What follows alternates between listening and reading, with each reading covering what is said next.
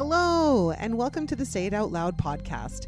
I am your host, Christine Daynard, and the goal of this podcast is to encourage you to live your best and most authentic life by digging deeper and finding connection through vulnerability. I believe we have been taught that vulnerability is a weakness, when in fact it is our superpower. In this space, I will share personal stories and conversations with others so you can be empowered by their strength and inspired to take action in your own life. Thank you so much for being here. Now let's get started. Well, hello. Welcome back to the Say It Out Loud podcast. I'm really excited. I am doing a Zoom interview, which is actually not entirely common for me these days. Oftentimes I find myself sitting around Sunshine Island, but sometimes distance prevents me from getting right in front of people and in the same room. And that is the case with Eliza Fayle, who is here to chat with me today. I'm so excited because I just, for so many reasons, when we connected, we've actually been trying to do this podcast for some time, Eliza? We certainly have. About 8 months now, yes. And, sometimes the timing is just not right. And what I love about Eliza is she listens to her heart and she listens to what's right for her and just politely put me off for a little bit. And so now here we are to have a conversation. We're going to see what comes through today. And I'm just so happy to have you here. Eliza, thank you so much for being here. Thank you. I'm so excited to have this conversation with you. Me too. So if you wouldn't mind, maybe let's start with, do you want to kind of give like your little bio to the audience so that they kind of know a little bit about who you are and what you're all about? Sure. So who I am is the question that I'm discovering at the moment. So we'll put that on pause. I can certainly share aspects of myself. So 60 years old, I'll be 61 in May, and I found myself suddenly single for the third time in 40 years on my 60th birthday, hence the having to put the lovely Christine off.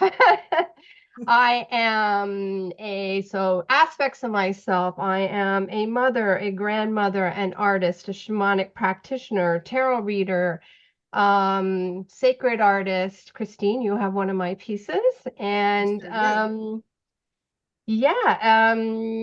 friend, no longer coworker. I am retired and business owner. So those are aspects of myself. I love that. And I love how, because as we were coming to decide when to have this conversation, you're in the midst of a lot of change. There has been a lot change in the last 8 or 10 months for you. And you've already sort of just hinted at a couple of those things. But what I love is that you're willing to come and talk with me while you're in the middle of what I often call the muck, right? It's like the middle of the muck. It's like we're and not that maybe it feels mucky or murky, but that it's that time where we're figuring ourselves out, right? It's like we're repositioning ourselves, getting to know ourselves again, and deciding what this next chapter for us is going to look like. And, I just think it's so honest to have these conversations while we're somewhere in the middle of that. It's like we don't talk about so many things. And I think it's really important for us to start talking and being a little bit more open about what's happening, because oftentimes, and as you share your story here today, there are going to be listeners who are listening who are like, oh my gosh, I'm living this woman's life, right? But I never knew there was somebody else out there like me. And so I really want to just say I really appreciate you coming and wanting to share, this leg of the journey with us and talk about what you've been going through. That's really powerful. So thank you. Yeah, well, and it's interesting, as I had this conversation with a friend of mine yesterday who's a couple of years younger than me. And what we were talking about was the fact that women of our generation, okay, so I'm just gonna roughly say 55 to 65, okay, so lower end baby boomer, upper end Gen X, whatever. As we were growing up, there were no examples of single women, of happy, joyful single women. No examples whatsoever. You were either married or you were a nun. And that's still married because you're married to the church, right? So and we had single women on our street, and they were sort of looked at with a combination of pity and suspicion and I can't even actually think of a divorcee, but she would definitely been viewed with suspicion because she's out to get your husband, you know. So we had no role models. And here we are, this generation of women who are now stepping into their power as they go into the second act of their life, and they're finding that things just aren't working, but they have nothing to go on. And so what we were talking about is that we're starting from scratch. And in fact, we are leading edge on this. And therefore, it is important to say it out loud. It sure is. And I can relate with this because like I've been single the majority of my adult life. I mean, I've been partnered up. I was partnered with Jackson's dad until he was about a year and a half. And ever since I've been single. So that's like 15 years, right, of being single. And I can relate because so many people, like when I tell them I'm single, they're first of their question, which I think is so, it's, what's the word for it? Inappropriate, is to like be like, well, why are you single? Like basically the idea is like, what's wrong with you that you're not, that you're single, you're not partnered up with somebody. It's like this norm that we have in society that in order for us um to be we have to be partnered up with somebody, we have to be connected to a man, or well, generally speaking, right, like that's the general population is looking at you Generally, being yes. Yeah. connected to a man, and that's where your value and worth is. And as women, we tend to be, especially in relationships, when we haven't been shown that we can be our independent selves, we can kind of craft our own ways, we tend to keep ourselves small and not fully express who we are and not kind of mature into who we are as a result of that. So I'm really curious, like, from somebody like yourself who, like you mentioned, you've had three sort of breakups throughout the last 40 years, through three relationships come to an end, and how that must be feeling for you now. How did you find yourself in those relationships? And you can kind of give me a long answer or a short version of that, whichever is more comfortable, and sort of like how you're finding yourself now. What are you noticing that's so different in this space? There's a lot that's jam-packed. It is a jam-packed question. I'm sorry. We'll try to take it No, one step we'll at a break it time. down. We'll break it down. There's I do want to talk. First thing that jumped out at me was why are you single? And what I received a lot was, and it's very well-meaning, absolutely well-meaning, but it's almost toxic positivity is, oh, don't worry, you're still young, you'll still find someone. And I'm like, but do I want to? Do I need to? And if I do, oh, okay. And I've also come to the conclusion at my age that if I do that, if someone is put in my path, to be perfectly honest and radical, I guess, I don't care what your body parts are. Hmm. Do you have a beautiful soul that resonates with me? And our souls resonate, because that's where I'm at my life. It's at the soul level, the frequency of love. But it's so there was that aspect was, oh, don't worry. And again, very well meaning on the part of the people who were saying it. The other thing I found was that when I had my breakup this time, and it was literally 40 years straight of three long-term relationships with very little break in between. The other thing was this time around, the first two, I was like a blubbering blob of goo when I broke up. This time I wasn't, Hmm. because this time I am too old for this poop. I really am. You Like, can say if shit you here, don't, if Eliza. we're not resonating, if this is not what you want, I'm moving on. I've got things to do. I'm 60, right? And people would expect me to sit, like, how are you holding out? Are you okay? And we did share the house for 6 months after the breakup. Must be awful living with them. No, it wasn't actually. It wasn't, because I was fine in me. I was solid in me. But what I found myself doing was dimming my light. Oh, no, really, it's okay. Like, I wasn't saying, no, I'm great. It's all fantastic. It's like, oh, no, really, it's so, I was downplaying it Hmm. because I knew that they were expecting me to be devastated. And I felt that if I said, no, I'm not devastated, the judgment would be back on me as, well, what's wrong with you? Did you not love him in the first place? You know what I mean?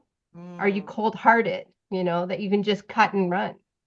And Mhm. that's not what it is at this stage of my life. It's not cutting and run. It's really truly finding myself and having a relationship with myself, having a relationship with my belief system, that I am truly never alone. I have me and I have the power that I believe in. It's a So I really, don't need to be in relationship at age 60. yeah, this is a really powerful message though. And I would say, like, even at, I'm 48 and I've essentially been single since I was like 34, you know?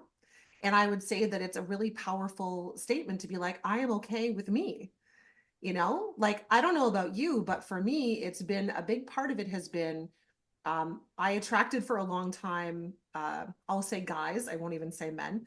I will say guys that were gaslighting and narcissistic in nature. And were very drawn to my, empathic nature, my wanting to please and my wanting to, nurture somebody else and give all of myself to them.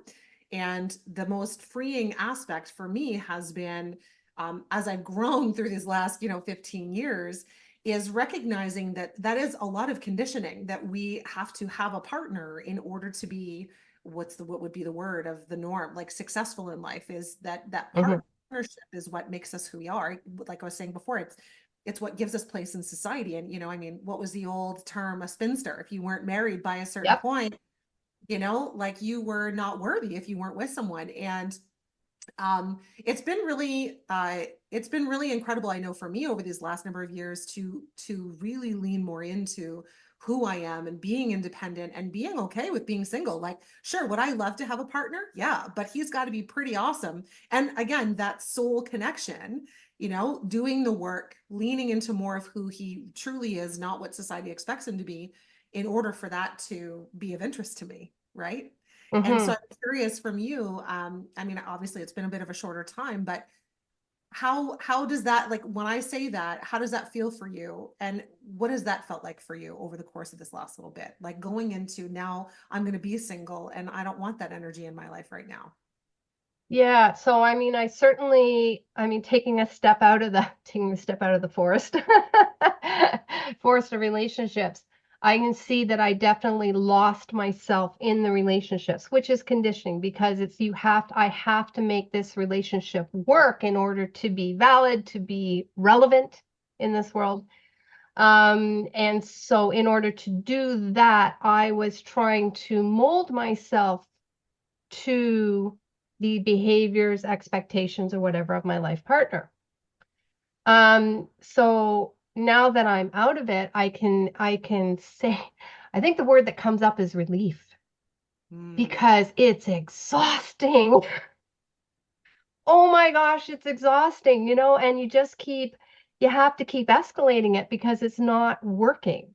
Right? And so it's like, okay, well, I'm going to try this, I'm going to try this, and it's not landing with them, and they up the ante, right? And so you're trying this, and no, nothing against, again, I won't tell anybody else's story, so I'm not going to talk directly about my relationships. So, but it's nothing against them, I truly accept people as they are, and we weren't for each other, right? And therefore it didn't matter how hard I worked, it was not going to work. It just mm, wasn't. So now being single, what comes up is it's I realized in the beginning when I first moved in here was how freaking exhausted I was. And so I moved in October, and I moved into my daughter's. I'm so blessed to move into my daughter's and create an apartment in her basement, and we share the house, and I have my granddaughter. Um, yeah, so it was heads down getting the apartment set up. So it's still go, go, go. And then over the last month, the month of January, it was like, oh, I had nothing to do. And I crashed. Right. And it was just a lifetime. It was a lifetime. It was an adult lifetime of exhaustion from trying to mold myself to be acceptable to someone else, to be relevant to someone else. And the other and there's and I'm learning new terms from the younger girls too, is for the first time in my life, I am not dressing I am not acting, I am not behaving for the male gaze. Mm, I own my body. And yes. that is incredibly empowering, especially at age 60 when my body is changing drastically. Like it's softening, is I'm still incredibly fit and healthy, but things are becoming softer. And in the softening of my body, I'm finding a softening of my soul. And I Mm, have the space to do that, to allow that to evolve. mm. It's so beautiful. I love how you've just said that. And, like I think about how I've seen clippings of advertisements from like the 40s and 50s, like do this when your husband gets home and be prepared and dressed and ready for him, and put everything else aside, make the house pristine and just present yourself to him and ensure that his evening, he's been working all day and he's been putting in all this effort and it's your job to, it's like, no wonder we learned to contort ourselves to our partners. Not only was it in our families and in our culture, but it was in marketing, right? Yeah. About how we were supposed to show up. So I love that you're leaning into this, the softness of you and connecting more to the soul side of who you really are, or what it is that you want to do. And I don't know what that is, to be honest. I Well, don't and I it's, don't know. I mean, yeah, I'm multi-passionate. I have all these things that light me up. And so it's now a period of exploration. which I love because let's talk about, as you mentioned earlier, and as part of this transition in your life that's been going on for the last several months, you also retired. So it's like you left like what it's sounding like maybe your last relationship for some time, like as you're not intending. I mean, if it Yep, happens by magic, then that's yep, beautiful. But fair statement. it's sounding like you're saying, I'm leaving that behind. I'm focusing more on me. And during that time, you also retired, which is like another huge adjustment in life to go through leaving the workplace. Because I think you had been there for most of your career. Can you maybe speak to that a little? Yeah, I retired just 100 days short of a 26-year career with the federal government. And I have been blessed. I was in IT, but I am so not a technical person. I moved rapidly to the people side, project management, business relationship management. That's definitely more me. Um, and but I fell into it because I'm after the breakup of my first relationship, the kid's dad, who was great. We were just babies having babies. It wasn't it it was too early in our lives to have decided we were meant to be together. Mm. Yeah, but I had that breakup. So I fell into, so this is 1998, the year 2000 was coming up, and at midnight on 2000, all the planes are going to fall out of the sky, right? As it tipped over. So ideal time to get into IT, retrained, got hired. And it's not me. And what's really not me. So I did move into the people side, but what's really not me is bureaucracy. Oh my God. Talk to Okay? me. Okay. Federal government. It's so funny because I know you as this like, free loving, spirited, heart-centered woman. And when I learned, because we haven't known each other very long, but when I learned that you worked in government, I was like, how is this woman in government? And what's so funny is I also worked in government for about 5 or 6 years and was like, I mean, it was eating my soul. I had to leave. So, but the bureaucracy was like if anything made you insane, it was that, right? It was like all that back and forth and no one making decisions and yeah. Yeah, I mean it was a slog, but I worked for a very large federal government department for most of my career, except short of the last four. And so I could move around a lot. So I would move from project to project, which kept my interest at that level. And then I moved in my last years, 4 years was as a truly as a like title. My title was business relationship manager, which was fantastic. But it was really the pandemic, the shutdown, where we all had to work from home, and I was the healthiest And I am going to acknowledge that I was privileged I was not impacted at all. I was not impacted financially or anything by the pandemic. I will acknowledge that because it was very hard for very many people. But for me, I was the physically and mentally and emotionally the healthiest I have ever been in my adult life, actually in my life, because school is an institution too. So when I Mm. entered school, it all went to hell in a handbasket for me. So when I came out of it and there was the aspect of return to work, and I realized, and I went into the office once or twice and I just crashed. I was right back to square one mentally. And I can't do this. What's going on? And it's at that point I started investigating, and I realized that I am neurodivergent in that I have sensory processing sensitivity. So can you imagine? They've gone to Workplace 2.0 where it's completely open concept. It's like, stimulation, lighting, the whole bit. But even just in the cubicle farm that I worked in, it was too much. It was overload for my central nervous system. So that sort of got me thinking about, man, I can't do this. If they're going to make us go back to work, I truly can't. I don't even know how I'm going to do this. But the blessing of that was, okay, I've discovered that I'm not crazy. Because I was, as in my relationships at work, I was trying to fit in to what was expected of me. Show up, work in a cubicle farm, have constant interaction with people, the whole bit. So that was like, whoo, okay. There was a reason. And it's nothing I can do about it. It's truly my central nervous system. That's primal. You can't do anything about that. So when this relationship came to an end, which was basically shortly after we were told we were to go back to the office, the opportunity came up. Well, he bought the house from me, which is fine. And I crunched numbers and I went, holy crap, I can retire. I can retire. And again, like I said, I was blessed because my daughter said, "Can you come live with me?" Which means you know, I can maintain my house because unfortunately, her marriage had gone sideways. But it allowed her and my granddaughter to stay safe and secure in a place they love. It allowed me to retire on the funds I have because I went down, I cut my income by 50% by retiring. And that's also a huge fear for most people, right? And it was for me for the longest time is money. I'll never have enough money. Well, what's enough?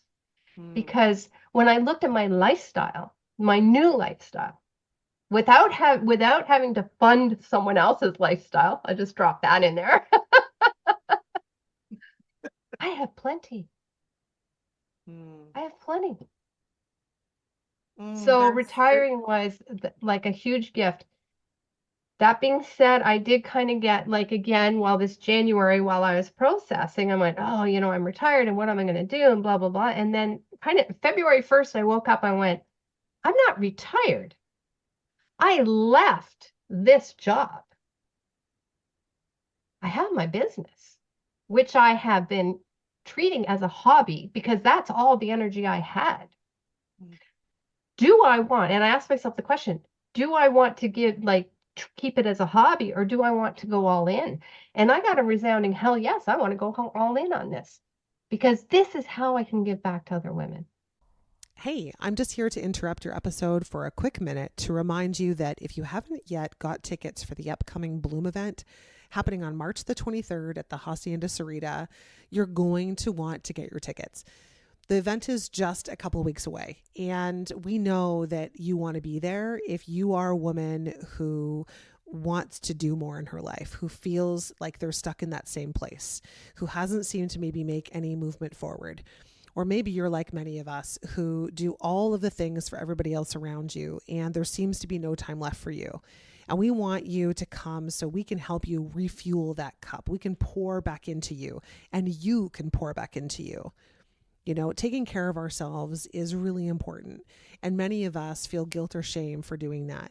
when really we should be celebrating that, because when we have more in the tank, we actually have more to give. So I want to tell you that Bloom is going to be an incredible transformative event and experience for you, that you will just transform from the inside out, and you'll be nourished from beginning of the day to the end. It is hosted by myself and my co-hosts Kim Basler, Mary Angelica Ferrero, and Andrea Mondo, and we have curated this day to be more than just a typical conference. Really, it's a gathering that's crafted for women just like you to come together, be empowered, and be in the company of other like-minded or like-hearted individuals who are seeking more fulfillment in their life. I would love for you to join us and make new connections, draw inspiration, and leave with the empowerment to pursue more of what brings you joy.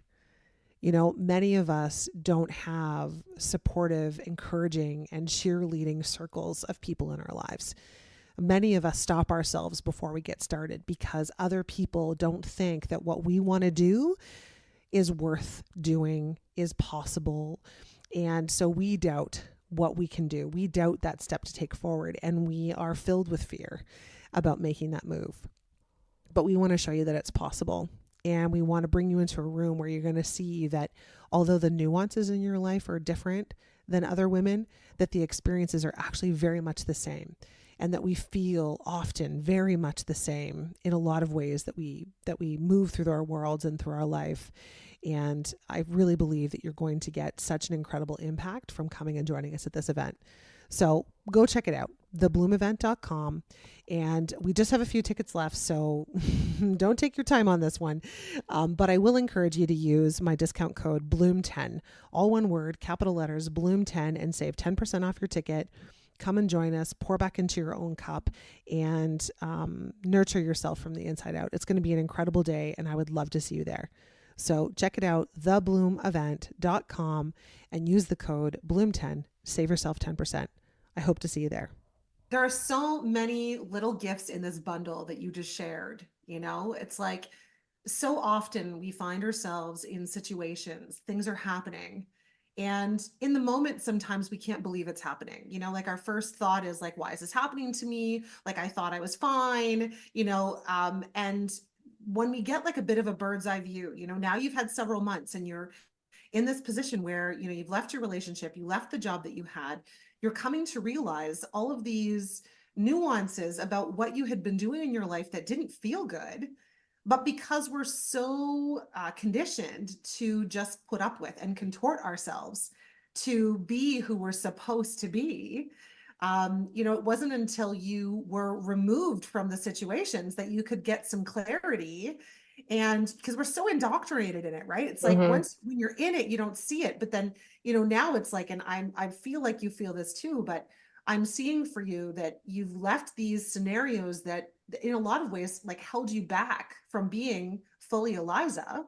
And they were, I love how you referred to, you know, the retirement or the losing of the leaving the job behind as like a gift, because that's exactly what it is. Like the relationship dissolving, the, you know, leaving the workplace, recognizing that it was no longer a place that you could physically go back into because what you learned about yourself, like these are incredible ahas. Like, you know, it's really hard. Like I was saying, I'm saying a lot of words to probably say the same thing, but we just get so tripped up in why is this happening to me, that the thought or idea of surrendering to what is happening is so foreign to many of us, right? But the beauty is that you have been surrendering into bit by the sounds of it. You know, it's like less about controlling the outcomes and more about leaning into what feels good for you. Yeah, and I'm glad you brought up the word surrendering, because that was a really big part of it. So like I said, I did live in the same house. Now, I had my studio, it was separate from the house. So basically, and it was large. It was 600 square feet. So I basically lived in my studio and came in and got my meals and went to bed in the house. But what I did over that period of time, and I'm actually strangely glad that I got to still be in the house with him for that extended period of time, because I wasn't just cutting and running. I had to process. And at that time, the author Michael Singer was brought to my attention, and his book, The Surrender Experiment. Now he has another book, the one and people don't really know about that book. I can't remember his other one, but it's about surrendering. But I actually read The Surrender Experiment, which is his memoir of he has lived a life of full surrender. He has not planned a damn thing in his life. From time, basically age 20, and now I don't know, he's in his 60s or 70s. And that fascinated me because from a human design perspective, a human design mentor, my raison d'etre is to live fully in the now. Mm-hmm. So planning doesn't come naturally to me. It's not who I am. And so I spent that entire time while I was still with my partner, doing my own surrender experiment. And there were a lot of opportunities to surrender. Let me tell you. But it was amazing. It was absolutely amazing to just surrender. And again, I already have my own belief system, and it just made sense. And it's cliche, but decide what you can control and decide what you can't and let go what you can't. And there's actually very, very, very little that we can control in this life. Very little. To me, what I can control is the frequency that I choose to vibe in, which is a frequency of love for the most part. That's my that's my noble goal. And responding to the moment. Right? How am I going to respond to this moment? And I could say, oh man, like, why is this happening to me? Or, okay, this just happened. That's an entirely different energy. Why is this happening to me? Oh, this just happened. Like you can hear it in my voice, just the change in the sentence, right? Mm-hmm. So I spent that entire time just going, okay, this just happened. This just happened. This just happened. And I chose from a frequency of love and what was true for me, the next breadcrumb. That's it. The next step to the next breadcrumb for that entire time. And I'm still doing it now. Like full surrender. I love this so much. I have started his book, The Surrender Experiment, but I haven't completed it. I struggle completing books often. But I'll get there one of these days. I think it's a fascinating read. More of a listen actually for me because I typically listen to books instead of actually sit down and read books because I don't have the attention span for that. But I love that you were leaning into this. And, it's so, again, I know I keep using the word conditioning. It's like we've just grown up in a world that has had us putting things in compartments and what we should be doing and how we should be showing up and what things mean. And we're not, taught, or it's not encouraged for us to really question those things. It's not encouraged for us to get outside of that box. And like what you've been doing, it's like sometimes it takes that distance to get outside of it. But so many of us are just so determined, like, okay, well, this has happened. Okay, so what's my next thing? Okay, I'm going to do this and I'm going to be great at it. And I'm just going to keep moving forward and that's it, that I'm done, right? And we have this idea that we're just going to move forward and be done with it. And of course, do what we've been taught is to like shove all of our emotions under a rug, not deal with them, not process anything, because that's what we've grown up in, right? We haven't been taught to process our emotions or, live through those emotions and give ourselves this, breadcrumb at a time approach because we're supposed to have it all figured out. So I love that you're leaning into this, the surrender of I can't control all these things, but I can control how I respond to things. I can shift my mindset. I can look at things differently and ask different questions to get a different result and change the energy that lives in my body. Yeah, and that was another very important lesson I learned while I was still in the home was that, okay, so I come from a British upbringing and there are no emotions, okay? Like zero. Emotions are bad. At least that's what I absorbed, right? Yeah. And so I always like it's, you're supposed to stiff upper lip, just keep on trucking.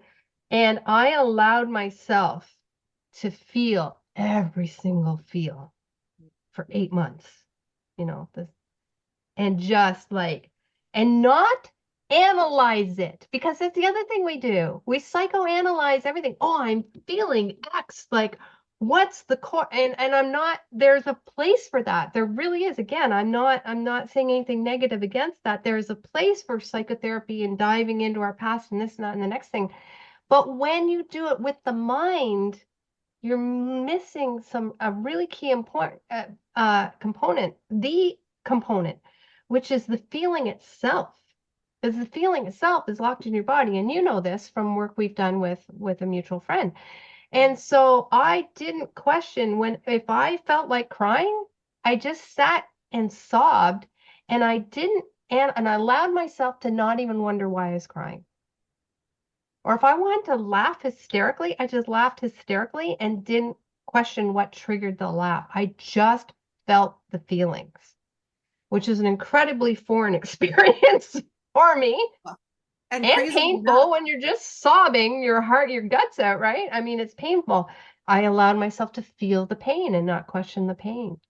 Oh, and the thing is, I I learned this probably actually through the pandemic, as I was like losing grip on the business I had started before the pandemic, and there were lots of things happening, and I started to cry just about every day. It was a release. And at first I felt shame for that and guilt for that, and it felt weird to do. And it was like, I felt like, okay, I'm going to cry, and then that's done and I can move on. And then all of a sudden I started to cry every damn day. And I was like, oh my God, what is wrong with me? And then I was like, oh, one day I was like, no, you know what? Actually, there have been lots of times I've wanted to cry over things that just seem so trivial, or little moments in my life, and I either got shut down or told to suck it up, or, like, Christine, you're too sensitive, like, get over it.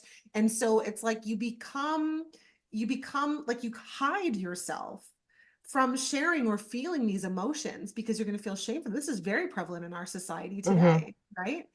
And since now it's like an emotion comes just similar to you, I just let it out. Like, I don't try to I don't try to attach anything to it. It's just like, this needs to come out of my body. And the more I learn about, it's interesting because you mentioned neurodiversity, and I definitely belong in that bucket as well. And what's interesting is that there's more research happening on the not so mainstream side of things, that's talking about how as children, our central nervous systems were basically ablaze, right? So we've been living in fight or flight since we were young children. And because we learned essentially to do opposite of what our intuition or our gut reflex was telling us to do. Like, we were experiencing something, and then we went to cry, but then someone stopped us from crying. So it was like contradictory to how we were feeling, which, when you're kids, you're just doing what comes to you, right? You're crying when you cry, you're screaming when you scream. You don't know how, and getting emotion out of your body is the only way you know how to do it. And then when you're conditioned to like trap that inside of you, because it's clearly not what everything outside of me is saying, oh, I can't do that, so I stop doing it. And that it's actually attached to this neurodivergent trend. I hate the word trend, but it's like, we're noticing more and more people are recognizing these traits in themselves, and that they're sensitive in environments, or they are more emotional, or have a difficulty concentrating, like all these different things. And there's this connection to how we were raised in not being able to process and feel emotion, and that it's literally trapped in our bodies our whole lives until we start to release it. Yeah. Which is basically what you're starting to do. Yeah. Yeah. And I mean, through some, family investigations into neurodivergence. And we collectively have come to the conclusion that my mother certainly was on the autism spectrum. And that explains so much looking back. But if she was struggling, truly struggling to exist, and when we're talking, she was born in the 30s, so this was not a thing. Okay. Was a housewife raising kids in the 60s and 70s. She wasn't able to give us the tools because she herself didn't have them, because she was struggling to process the world. Yeah. And then when I look at take it that step further, and now, okay, well, if this is the case, what about me on the autism spectrum? And I'm self-diagnosed, but I do hit autistic traits. And then I got wrapped up in, oh my gosh, is my entire view of my life a lie? Did I perceive it all wrong? Am I not meant to be in relationship because I can't possibly? And I went to a really dark place when I was, looking at all that.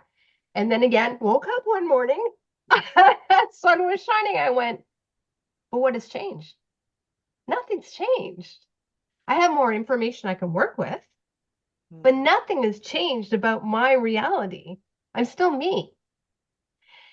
And what's interesting is like over the last couple of years, what, sort of you hit that second stage life, be it 50, basically postmenopausal is what's really important to me.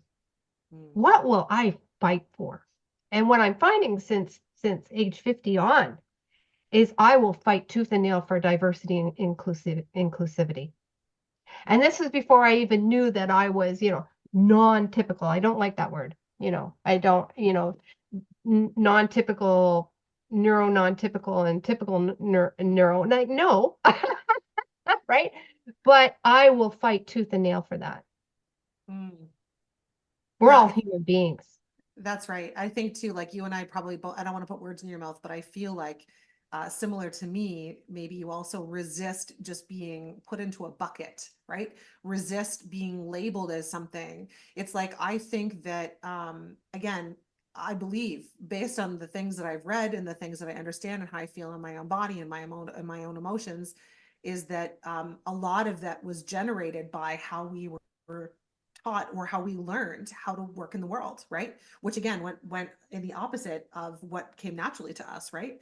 But like to your point, our parents didn't know any better, right? The people that were living in that time didn't know any better. And so if they didn't know any better and didn't have the skills or the tools, how could they possibly, convey that to us? And I believe that we're in this generation or cross generation where we are starting to break those rituals. We're starting to break those rules that we have lived by. We're like stepping outside of that box and really changing how the future will look, because we're no longer accepting just how things are supposed to be. It's like, no, why are we doing it that way, right? Like we're questioning more things, which is so beautiful. Anyways, I kind of went off on a tangent there, but I love that you have just been so open to learning about yourself and flowing. Really, less resistance, more flow. Yeah, definitely flowing. Yeah.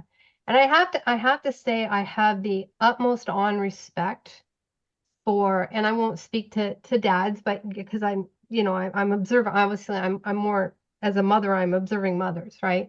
The young mothers now, the mothers now who have the toddlers, the young children, and I am so thrilled to see how they are raising those children.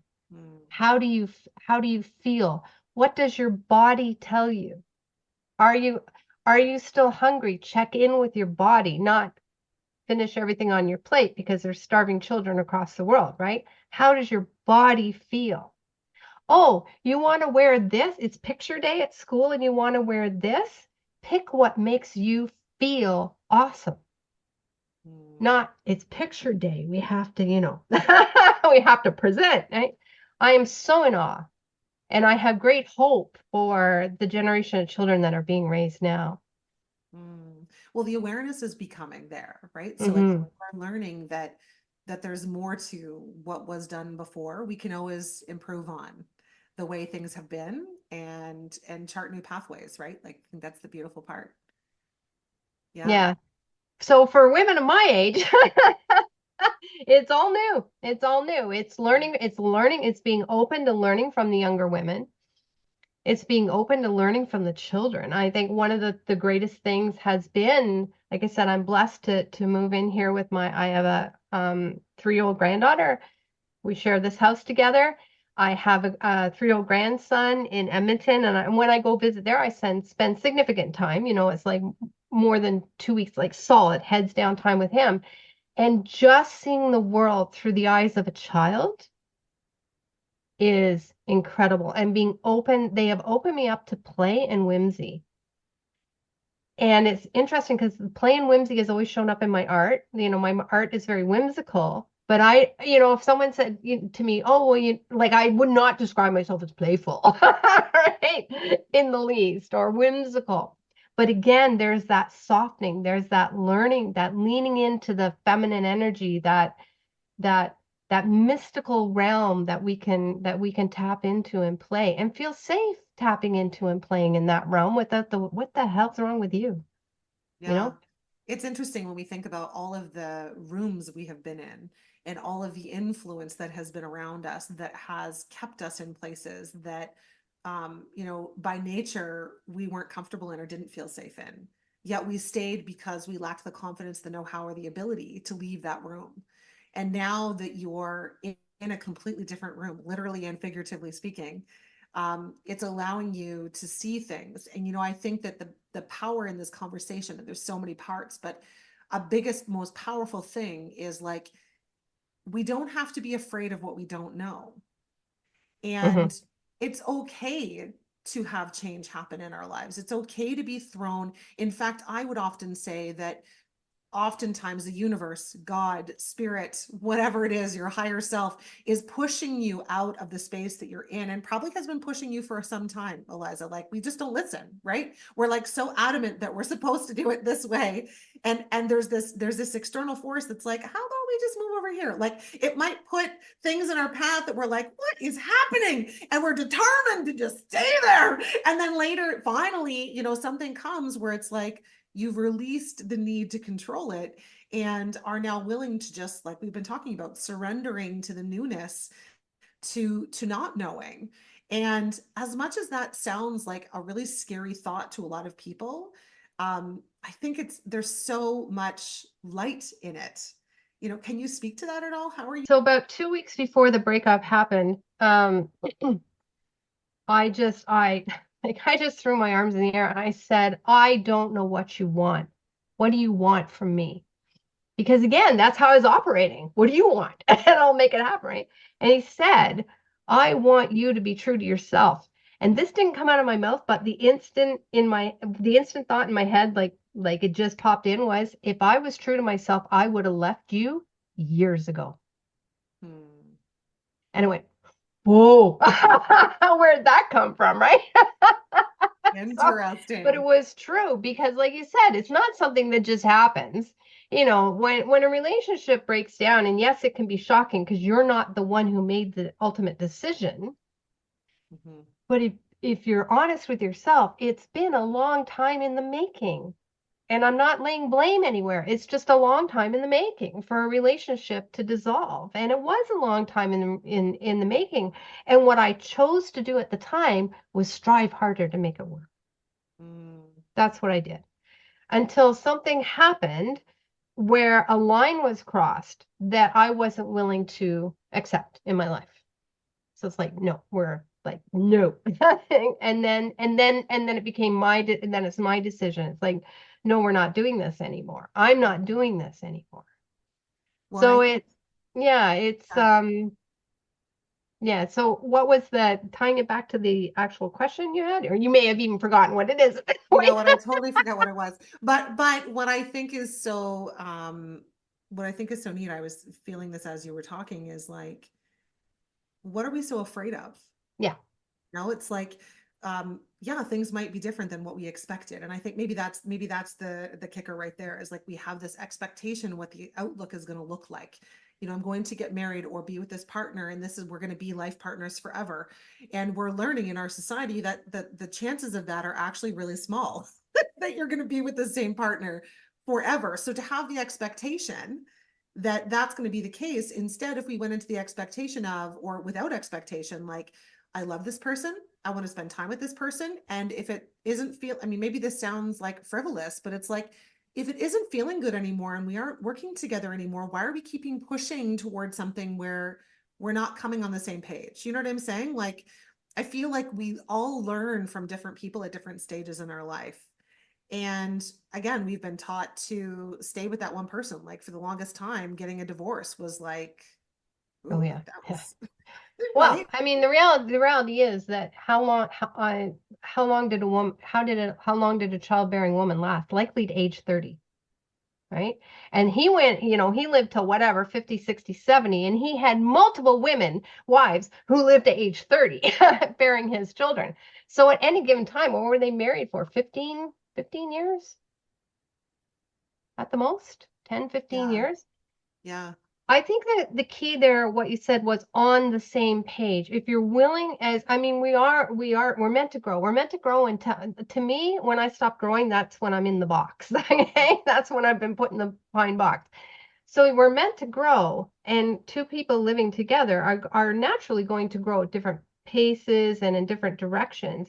If there's that desire to get back on the same page and keep getting back on the same page, in the relationships I was in, that desire was not there. Right, wrong, or indifferent, it wasn't there, right? So it's not going to happen. So let it go. To speak Mm. to what we're afraid of, I think a lot of it, for women in particular, I had this paranoia of it, is poverty. Mm. As an older woman living in poverty, and how do I, you know, how am I going to survive? So money is a huge fear factor. Certainly it was for me. The other thing, and this ties the whole conversation back together, is relevance. I did with my shamanic practitioners group yesterday, we did a little exercise, and we took a bubble of whatever it was, you know, deep in the earth, and it was going to bubble up through the mud and then pop. Well, mine never popped. It came up through the mud, but it got mired in the mud. And then I asked what that bubble was, and it was fear of not being relevant. Mm. That was my fear. That's what was keeping me mired in the mud. And to a certain aspect, something I'm still working through, is if I'm not in a relationship, how am I relevant? If I'm not bringing in a steady paycheck, how am I relevant? If I'm not this, how am I relevant? You know, everything I need to do has to be relevant so that I'm relevant. So Mm. I wasn't doing my business. I wasn't doing anything if it wasn't relevant. That's a hell of a lot of pressure to put on myself. A lot of. Instead of just, I'm doing it because it makes me feel good. Oh, makes me feel good? Whoa, radical, right? Yeah. I mean, Yeah. this is your whole joy community. But if I am feeling good, if I am joyful, if I am resonating with self-love and love of my God, how that shows up for me, I am the most relevant being to anybody who comes in my orbit Mm. because of that love energy. Mm-hmm. And the beautiful thing is that when we show up how we feel, when we show up and are honest with ourselves and do what feels best for us to do, we actually open doors, not only for ourselves, but as an influence for other people. People see something different that's possible, right? It's Yeah. like, I'm sure a lot of those fears that we've been talking about come from not seeing examples of other women who are doing it, like you were saying earlier with, you know, single women. Like there wasn't an example of that to look at, so it wasn't really an option. It didn't seem like an option. And you were, Mm-hmm. you know, a total trailblazer if that's what you were what you were doing. But in this moment, in this conversation, and how you are choosing to live your life today, and, you know, showing up here in this conversation in full vulnerability, you know, going through some of these transitions still as we speak, like, it just shows, number one, your character, but it also shows that change is possible. And it's inspiring for other people to see that, like, you know, it didn't kill you, it didn't take you Nope. out, right? It Nope. doesn't mean you didn't experience struggle, but now you're actually finding more of what's true for you. And by virtue of that, you are setting an example for the people that are listening or watching you. Yeah. Yeah.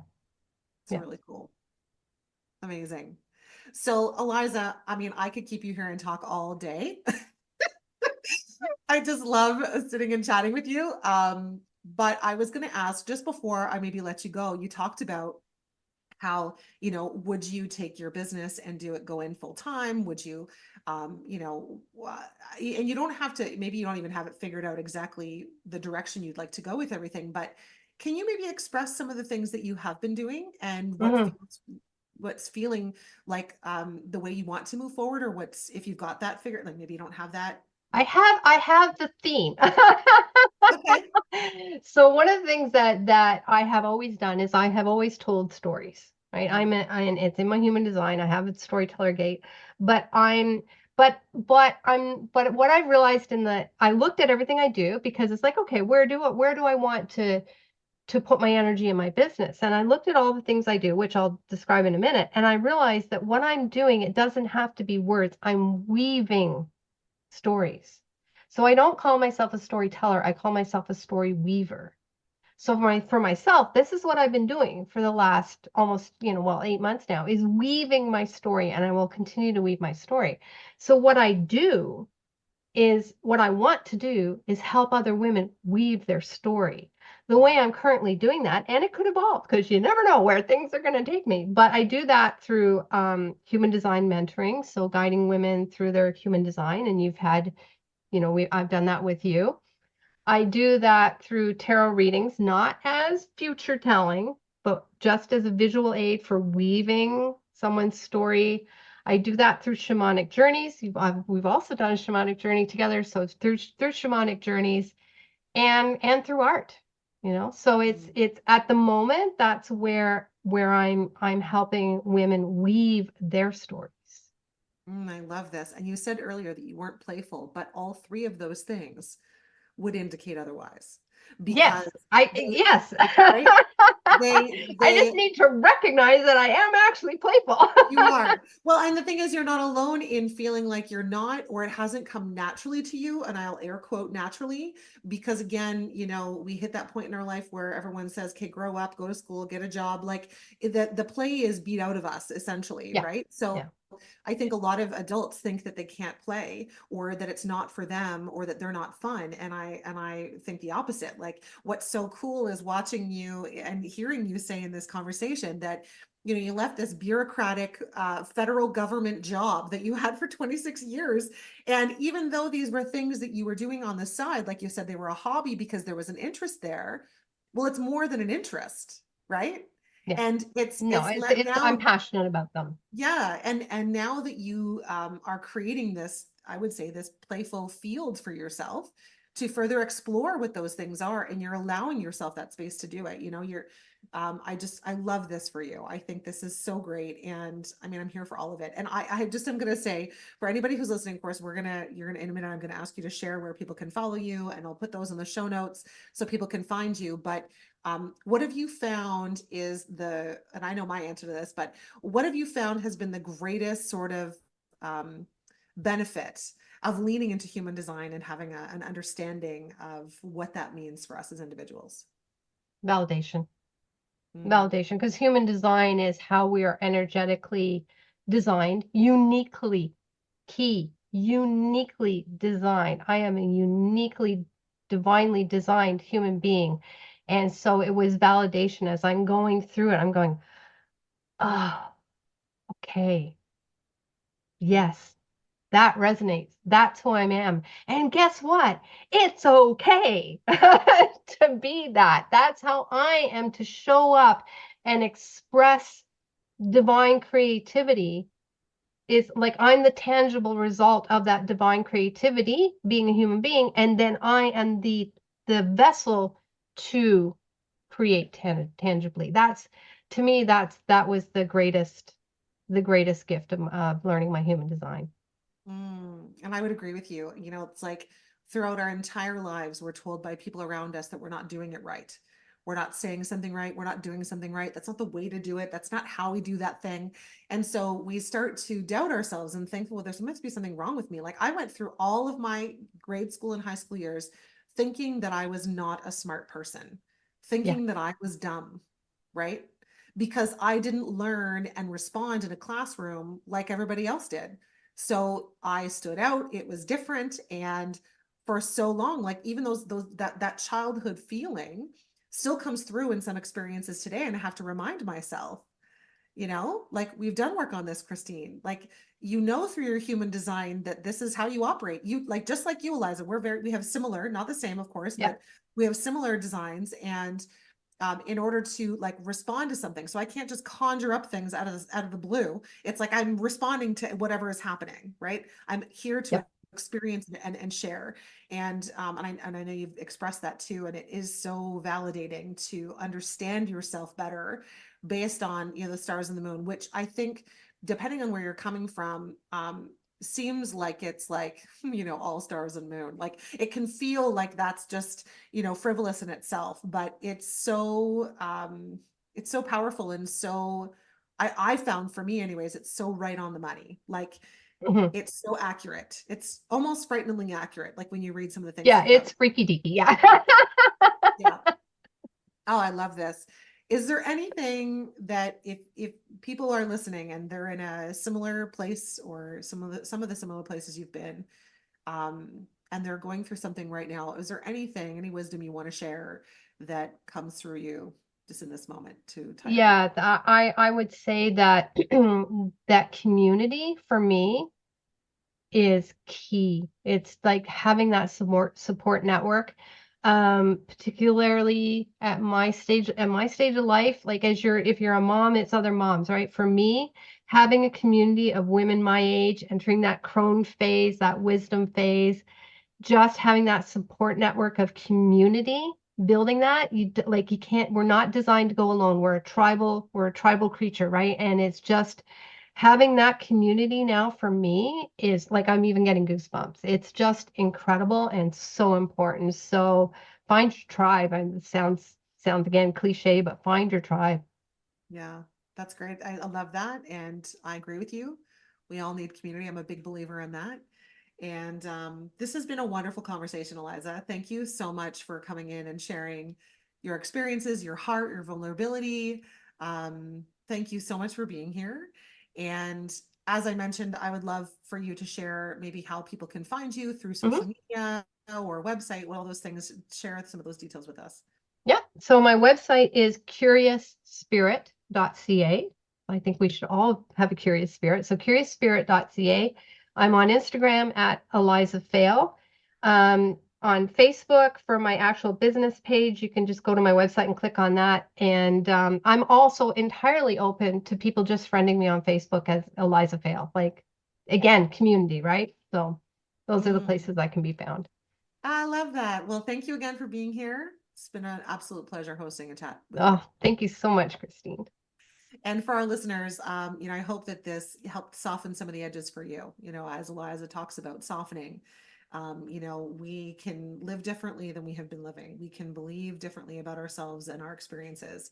And sometimes it just takes following the breadcrumbs. We don't need to know all the outcome. We just need to follow what feels right for us. And I hope there was some little nuggets in here for you. So on that note, thank you for being here, and we'll see you the next time. Thank you for listening to this episode. I'd like to invite you to hit the follow button on this podcast so you'll be notified when the next one drops. And if you liked this episode, please leave a review, as it will help others to find this message. You can also find me on Instagram and Facebook at It's Me, Christine D. Or if you'd like to connect about being a guest on the show, ask me about group or one-on-one joy and mindset coaching, learn more about the Joy Project community, or consider hiring me for your next speaking engagement, please visit itsmechristined.ca. Thank you again, and I'll see you next time.